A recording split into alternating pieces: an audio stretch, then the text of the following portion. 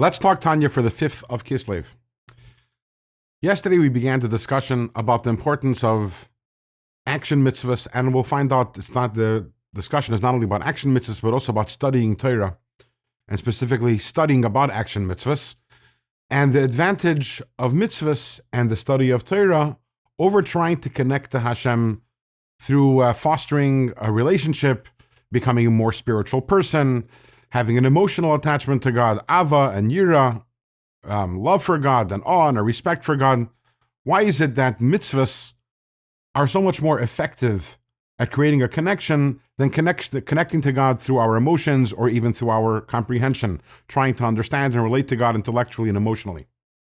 So yesterday we explained that there's an inherent limitation to our intellect, our emotions, when we're talking about trying to understand God or have a feeling towards God.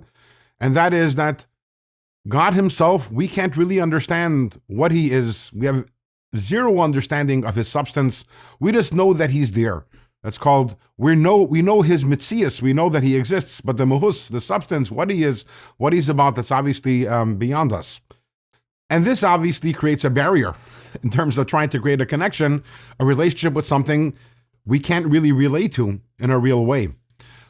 On the other hand, and here's where the Alter Rebbe begins in Tanya today, when we're talking about mitzvahs, when you're doing a mitzvah, and the example the Alter Rebbe uses is, let's say you're holding an esrog. It's sukkos, and the sukkos, there's the mitzvah to take the 4 kinds. One of them is the esrog. You're holding the esrog in your hand. The Alter Rebbe says, radically, you're actually holding godliness in your hand. And why is that? This is the substance of godliness, because the energy within the esrog, the divine energy within the esrog, comes straight from the world of Atzilus, which is the world of godliness. That is the spark of energy that exists within the esrog. And when you're holding it, you are actually holding godliness in your hands.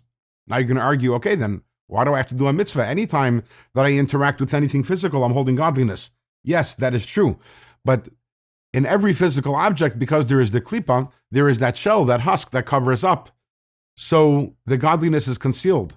When we do a mitzvah, on the other hand, as Dr. Rebbe explained extensively in the earlier parts of Tanya, in a mitzvah, there is no hester panim, there is no concealment.